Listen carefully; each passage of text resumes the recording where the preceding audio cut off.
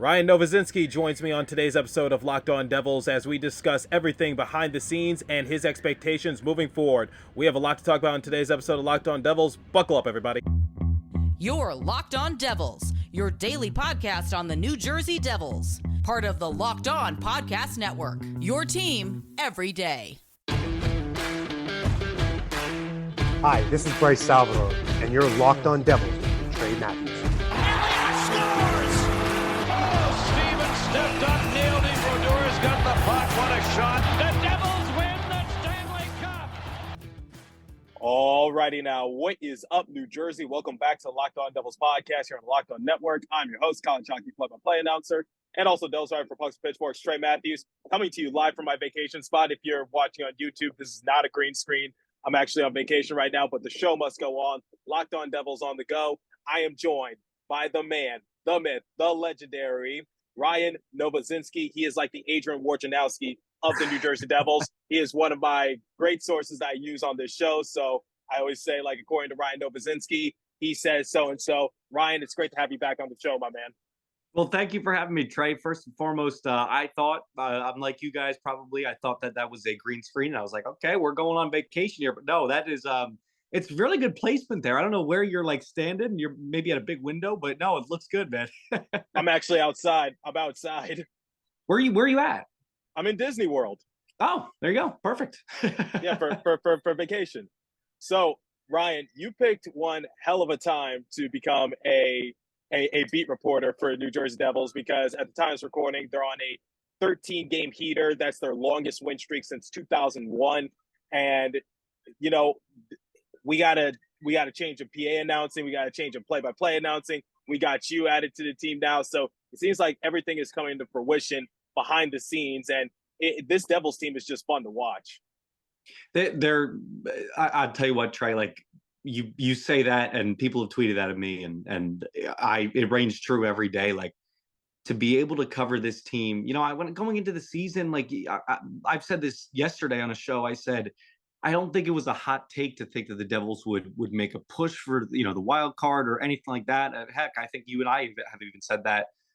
But man, to have this team boom like they are, I mean, you look at this right now, like just the amount of points that they have. I think it's up to 32.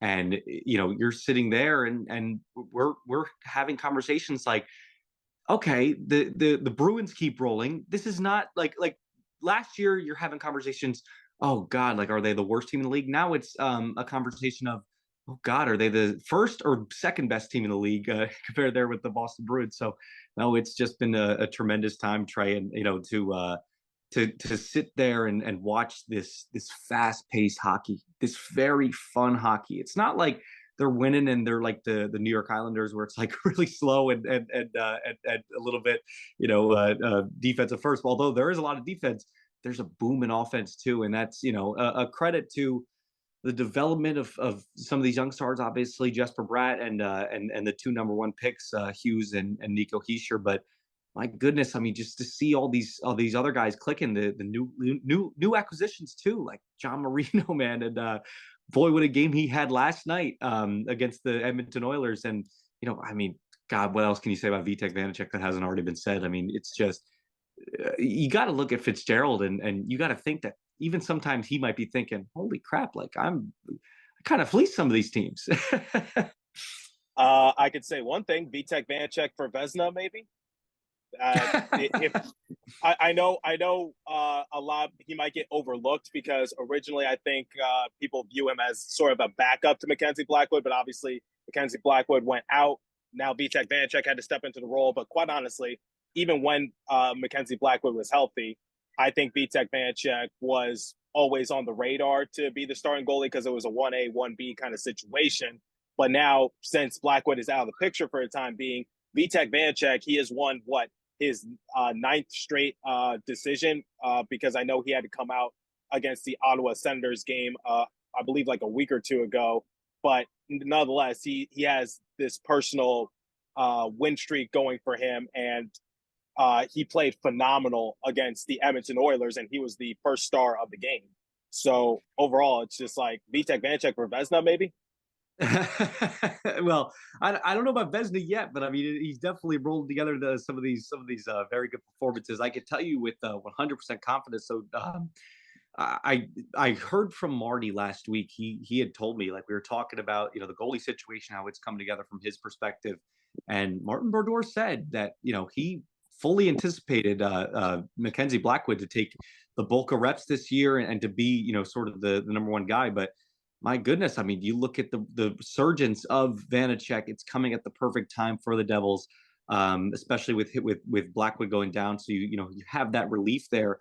And I mean, this guy's played like a bunch of games. Obviously, you get Akira Schmid sliding in there for a couple games now. But I mean, even when Schmid is get put in, like, it's Trey. Can you believe that we're sitting here right now and there's not a single, you know, knock on wood, I guess, but there's not a single seemingly goalie issue this year. I mean, you know, you had the first two games where things looked like it was going to be pretty hectic, pretty hell, but a lot of that was on the defense, and you know, them kind of starting to click together. But no, I mean, we're right here. We're a good portion of the season in. We're about a quarter way in, and you know, you're having this team not having to worry about goalies. I cannot fathom it. I thought that would be an ongoing storyline all year, where, you know, you have to, Fitzgerald might have to make a little bit of a panic trade. I don't know what was going to happen with it, but oh man, I I think it's incredible what Vanacek has done, and he certainly deserves the national accolades that he's getting. Well, it's funny how you said, like, here we are just sitting talking about the New Jersey Devils, and it doesn't seem to be any like goalie issues for a time being, like you said, knock on wood. But during the course of the offseason, when you first appeared on the show, we were literally talking about, could Johnny Gaudreau come to the New Jersey Devils, and obviously they whipped on him. But I think it works for the better of the Devils, because I had Christy Flannery on my show recently, and she said that she was big on the New Jersey Devils finding more depth options, not trying to just add more to their top six. So Johnny Gaudreau, Alex DeBrincat, Kevin Fiala, those are big name players that definitely could have done wonders on the top six for the New Jersey Devils. But getting Eric Holla was actually very good for the New Jersey Devils. Fabian Zetterlund, just overall the bottom six for the Devils has really come into fruition, and the BMW line has been very impactful. Michael McLeod, Nathan Bastian, and Miles Wood, just basically they're the X factor, and every good team needs that, which is just a unit that is slept on, but at the same time, you know how impactful they can be. So it's really been that BMW line and Miles Wood returning to action once again, because he was dearly missed last year. But I want to get your perspective after the course of the offseason. What were your expectations for the Devils? Like, did you think they improved? Obviously, but it wasn't the improvement that I think a lot of fans were anticipating. But I don't think anyone's complaining nowadays.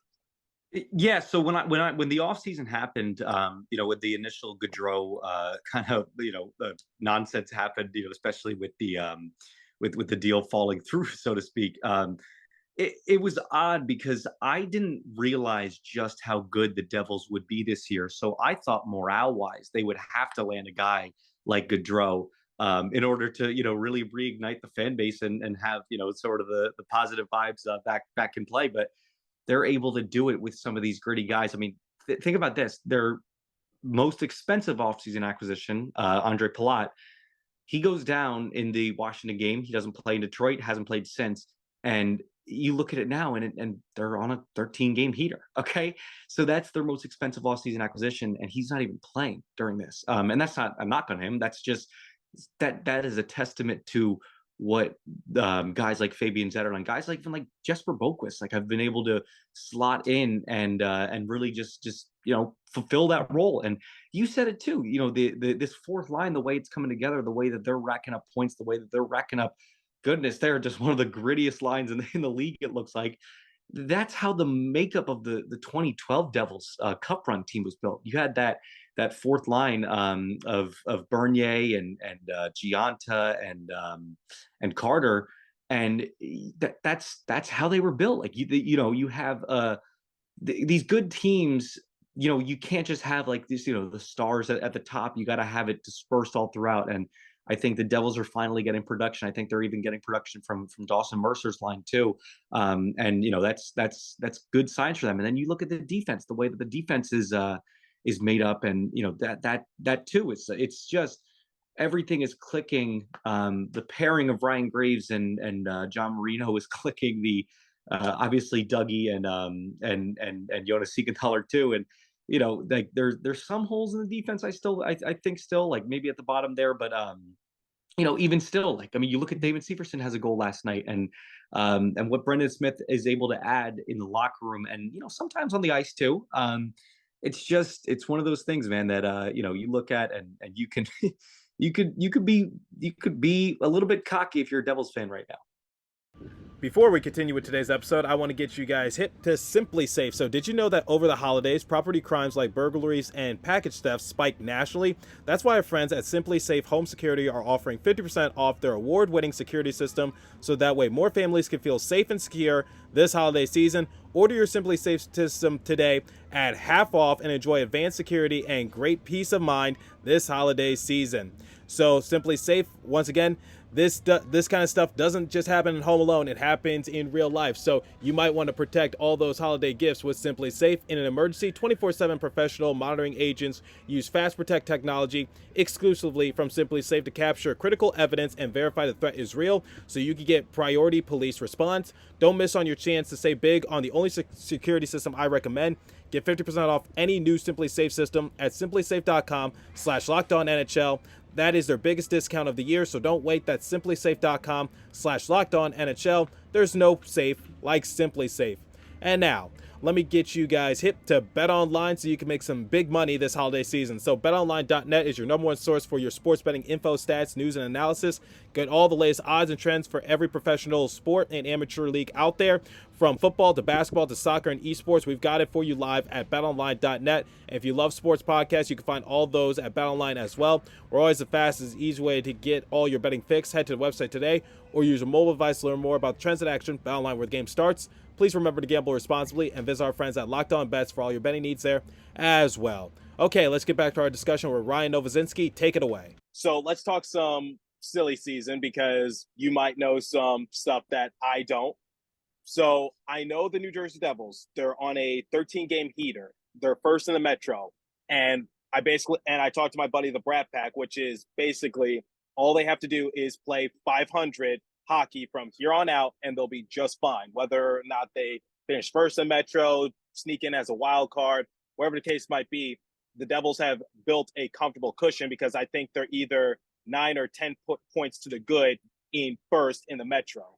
So they're building up that nice cushion. But you do have to start thinking about, like, okay, are we legitimate? Are we contenders? Because are the New Jersey Devils going to try to push for a player that can be somewhat impactful? Because they got the pieces to do so. But the one problem I say for the Devils is that they have so many good talent prospects in their pipeline, but not everyone's going to be given a fair chance to showcase their skills, especially since the New Jersey Devils have taken 5 steps forward and they're playing much better than anybody anticipated. So are you hearing any trade rumors or discussions, maybe the Devils going after someone like Timo Meier from San Jose, because they might be looking to just tank hard for Connor Bedard? So you trade him a few prospects and maybe a draft pick and just try to do something in that regards. Or I know they were big on, or maybe William Nylander, because they're about to play the Toronto Maple Leafs once again. So it's just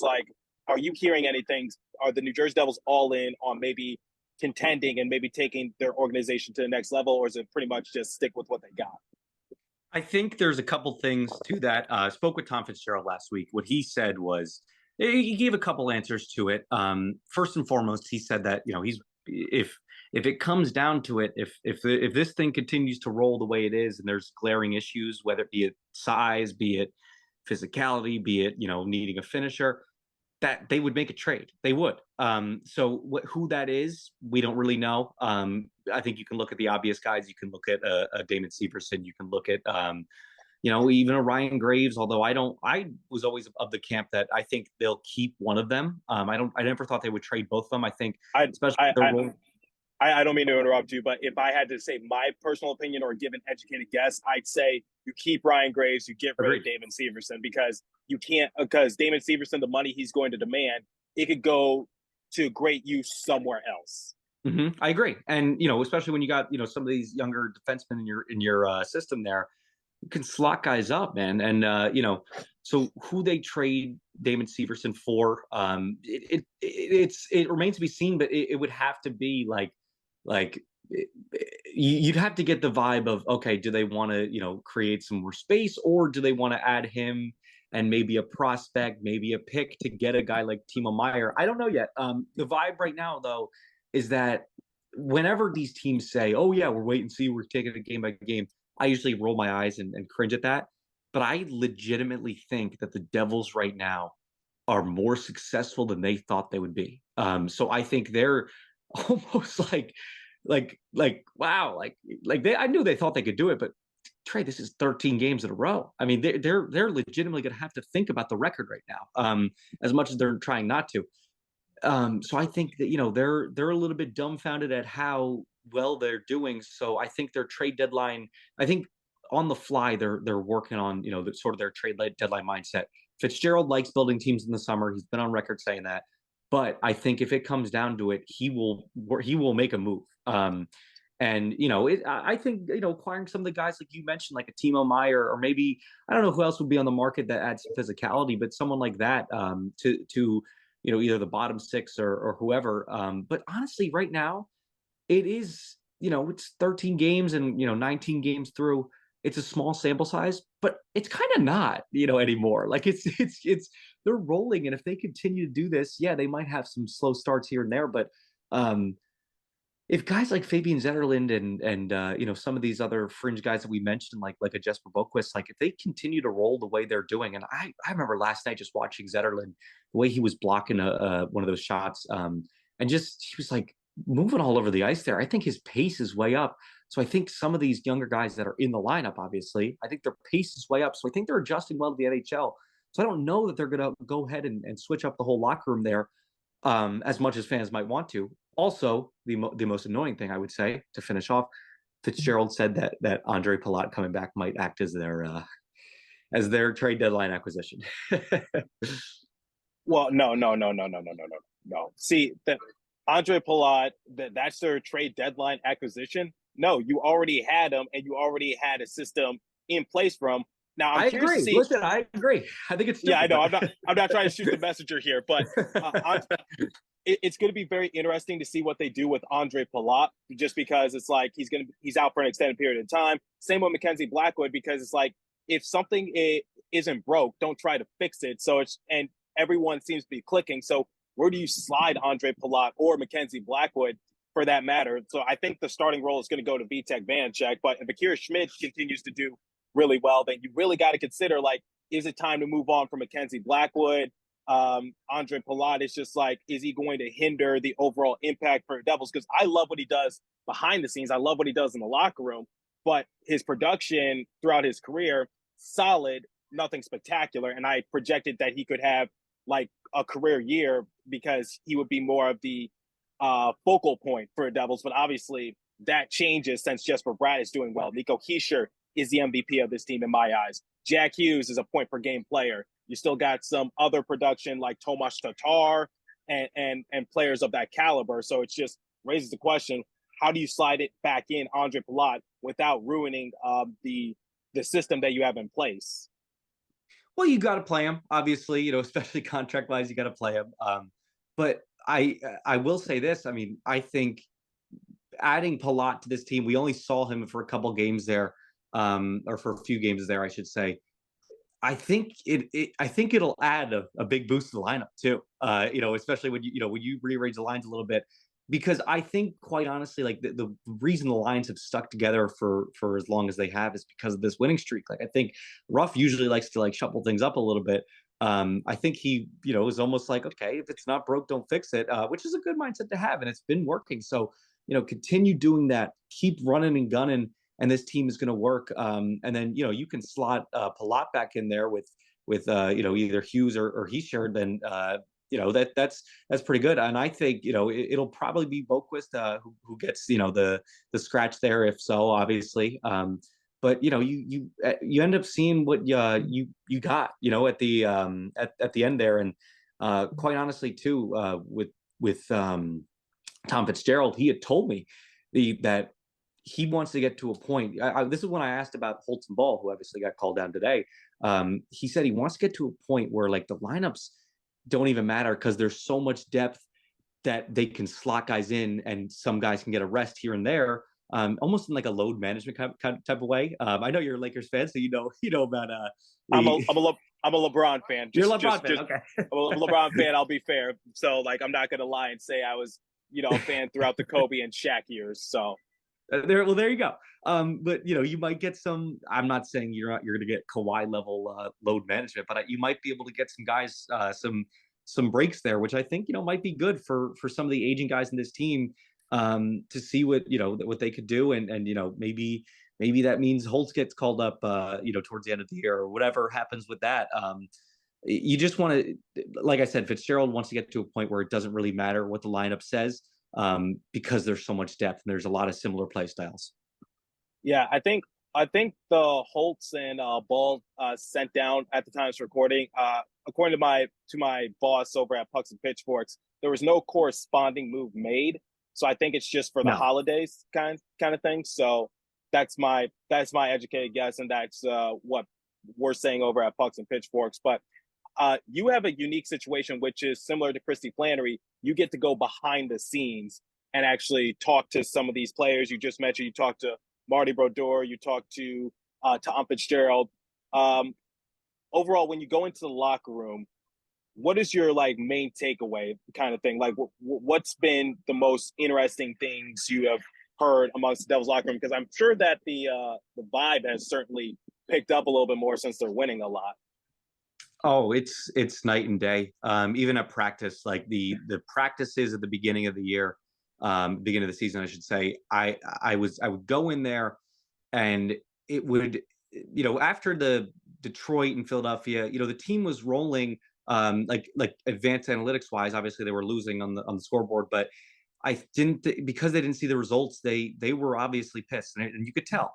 But you look at it now, and it's like people are clicking. The vocal leaders are coming out. Guys like Brendan Smith, guys like Eric Holla, guys like even Nico Hischier too. I think he's elevated his captaincy this year. Has been brought to a different level. I mean, you talk to him. One of the biggest takeaways I have is that when I talk to Nico Hischier, it's not like talking to the other young guys in the team, where you could tell they're a little bit dumbfounded by media or a little bit thrown off by media. You look at Nico Hischier, and he's like a vet, and it's weird because we're the same age, and so I'm talking to him, and it's like I'm talking to a guy like Tatar or heck, even Damon Severson. Like, you feel like they're old, and that just shows, and I think that permeates through his leadership skills as well. I think that's showing with his teammates as well, and they're really looking to him this year, and all these other guys, man. Like some of the guys that I like talking to the most in the locker room. I really like talking to Severson. I like talking to Brendan Smith. I think Christy mentioned those two names, but it's true, they're very fun to talk to. Dawson Mercer's a great guy to talk to. He always brings a lot of energy. Jack talked the other day. Jack talked yesterday, and it was pretty okay. Like, I got to ask you, does Jack Hughes really genuinely not like the media? Because he's inadvertently one of the funniest guys on the team, but I think it's just the fact that he doesn't like talking to the media or that kind of thing. And I know he's the butt end of most jokes, especially by the Brat Pack or that kind of thing. But since you're there, does he genuinely not like the media, or is he just not polished yet?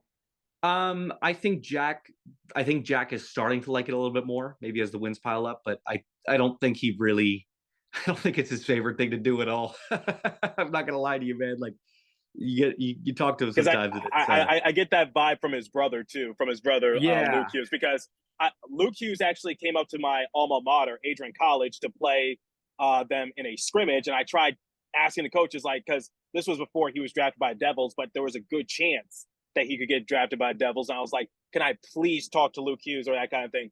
They wouldn't let me, kind of thing. Oh man. There you go. Listen, no, I can't speak to Luke, but with Jack, I mean, I don't think it's his favorite thing. Like I said, I think there's some players that like to have fun with it. Severson has told me straight up like he likes to have fun with it. And he thinks some guys take it a little bit too seriously, but and that's not at anybody. He's not like calling out anybody on the team in particular, but I think league wide some people take it too seriously. But with Jack, no, it's definitely it was for a while there was like pulling teeth, but now it's he talked yesterday and it was pretty okay. So here's hoping that if the Devils keep winning, Jack Hughes will keep talking. All right, so I got to ask you, what are your expectations going forward? Because when this episode goes live, the Devils will be playing, I believe, the Toronto Maple Leafs once again, and they're on this 13-game heater, and you get to go behind the scenes and just see all this action. What are your expectations, team-wise and organization-wise? And can you go into detail in that regard? Since, like I said, you get to go behind the scenes in that order. My take is that until the Devils lose, I guess the course of action is to keep thinking that they will win. Quite honestly, and you look at the advanced stats they pointed that too. They're dominating. I think number 2 in Corsi. Their expected goals percentage has sat at the top for the whole season so far. I think they're up there in shots per game as well, at maybe 2 or 3. The Devils are rolling, and even when they go down early on in these games, they're undefeated. And that to me shows a resilient bunch that can really propel forward in the rebuild. And I think the Devils, I know there was someone that said the Devils wouldn't make the playoffs yesterday. Forget who that was. Some bum on NHL Network. We don't need it. We don't need to mention. I will not call out other media people, but I will say that I don't think that's really I don't think that's a really smart thing to say. No, look. I think, like the Brat Pack told me, all the Devils have to do from here on out is just play 500 hockey or somewhere close to that. Because if the Devils at this, like, I get that they're like back in the 2017-2018 season, I get they were first in the Metro and they barely made it into the wild card. But this is different. They're on a 13-game win streak. They've already built like a 9 or 10-point cushion in the Metro. It would be unbelievable if the Devils didn't make the playoffs. Like, I think they would be the first team in history. Please, nobody quote me on this. I think they would be the first team in history to go on this kind of lengthy win streak because the record is 17, or to tie the record is 17 by the Pittsburgh Penguins. And if they are on this lengthy win streak and miss the playoffs, I think they'll be the first team in NHL history to do so. You're absolutely right. I could tell you the other 2 teams that did it, though. The other 2 teams that won 10 games in a row that ended up missing the playoffs. It was the Buffalo Sabres in 2018, something like that, and the Philadelphia Flyers like 1 year before that. So yeah, there's teams that have done it, but it is very rare. And I will quote Aaron Boone here, Yankees manager Aaron Boone, who, whenever the Yankees were struggling at the end of the season and they got up to a hot start, he said, you guys will have a hell of a story. He told reporters, you guys will have a hell of a story to write if we do collapse here. So I think I will have a hell of a story to write if they do. I don't think it's going to happen. I think the advanced stats point to sustained success here, especially, like I said, the expected goals number, the amount of high danger chances this team is creating. I mean, in scoring chances last night, they outmuscled the Oilers, and that's the Oilers we're talking about. I saw John Marino just basically take no prisoners against Connor McDavid. Absolutely sunned him. That's going to be the guy all year that you get these star guys from other teams. Not to mention, we traded Ty Smith and a draft pick for John Marino because he was underappreciated for the Pittsburgh Penguins organization. I'm with you, Trey. I'm with you. No, it's So yeah, I mean, I see sustained success. I see a playoff down team, playoff run.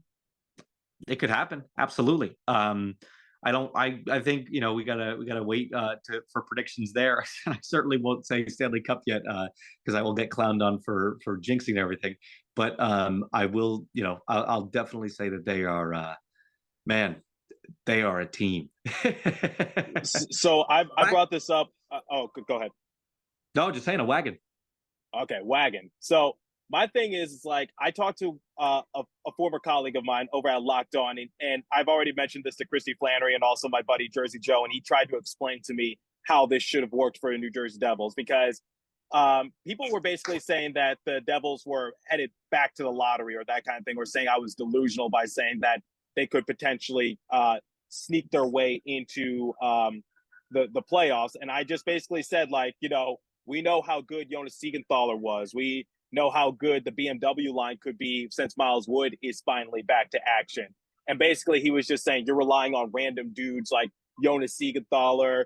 The BMW line is a bunch of misfits, or goaltending has been poor. You are correct about that. But here's the thing. Injuries played a factor. So Mackenzie Blackwood got injured last year. Jonathan Bernier got hurt last year. Got to bring up two guys from Utica that were not ready for the NHL at that given moment. But calling Jonas Siegenthaler a random dude, it just shows that you don't watch the Devils for the past few years. Or saying that the BMW line is a bunch of misfits. No, Miles Wood is the glue piece. So this guy basically tried to tell me how this should have worked for the Devils and how they should have been a lottery team. And I'm just like, no, you just don't watch the Devils hockey like you and I do. So I was on TSN in Canada yesterday, and in Edmonton yesterday, and that was one of the questions that I was asked was, so this Jonas Siegenthaler guy, and it was like this Jonas Siegenthaler guy, almost like, who's this Jonas Siegenthaler guy? And my response was no, like he's been a fan favorite for the past 2 years, and he's a guy that he told me he took a pay cut, because he had higher offers there, and he knew he can get other money, or more money, I should say. He wanted this team to have success because this is how much he loves this state. This is how much he loves this franchise. So he loves the state of New Jersey. That's a first. Yeah, right. So you get guys like that on this team, and those are the glue pieces, like you said. Some of these random guys that are going to end up taking the league by storm once the Devils. And I've always loved that. I've always loved whenever you get like a weird playoff run from teams, and you just kind of find out who like these third liners, fourth liners on teams that you might not watch before. I remember like the Blackhawks teams, you would see that the Stanley Cup Kings teams, you would see some of the guys like that. Just some of these gritty fourth liners, third liners that you might not see in everyday upon your everyday watches, but in a playoff run, think about how fun it would be for guys like a Miles Wood, guys like an Eric Holla to be some of those key cogs on some of these on a potential Devils playoff run. So I think it'd just be interesting to see that from a national perspective. All right, last question, Ryan. Any expectations moving forward, and your thoughts going into the next matchup against the Toronto Maple Leafs, because it was able to end in an OT game winner by Yegor Sharangovich, and he's been on a roll ever since. I said that could have been that was a momentum booster for him. I called it. Just wanted to say that. So I just want to get your final thoughts before we wrap up. I think, like I said before, until the Devils start losing, I will not predict against the Devils. And I think this is going to be even more so than Edmonton, who they pretty much pounded last night. I think this is going to be a very, very hard test for them. I think the arena is going to be bumping again. It was last night. But I think in terms of what Toronto's rolling with right now, some of their defensive struggles, I think Morgan Rielly is injured for a long time now too. That was just announced as we were recording this. You're gonna see, a Devils team that's extra motivated because they are, with the exception of obviously the guys that they have had out, they're healthy. They're at full strength right now. So, I'd say that the Devils win this next game, and I'd say the streak continues, man. And I think right after that, they play a Buffalo team who has now lost 8-9 in a row. So, it's crazy to say, but I think that this streak can continue to pile on, and we're to the point where we're actually thinking about 17. Okay, if the Devils break the Pittsburgh Penguins record of 17 wins in a row, I'm saying on the show right now, I will get a small tattoo of the New Jersey Devils logo. I will do that. I will do that. Right on the forehead there. No. It'll be on like my heel or something, somewhere where you can't see it, but I will get it. Well, this is perfect. I'm glad I'm here for this. I will hold you to that. Ryan's a witness, and I know if that happens, he's going to tweet at me about it. I just Absolutely. know it. No, I will. I absolutely will. Okay. All right, Ryan, thanks for hopping on once again. Everyone, check out his articles at NJ.com. Ryan Novozinsky, the Adrian Wojnarowski of the New Jersey Devils. Pleasure is always mine, man. Thank you, Trey. Appreciate you, man. And have fun on vacation, my friend. I will. Enjoy.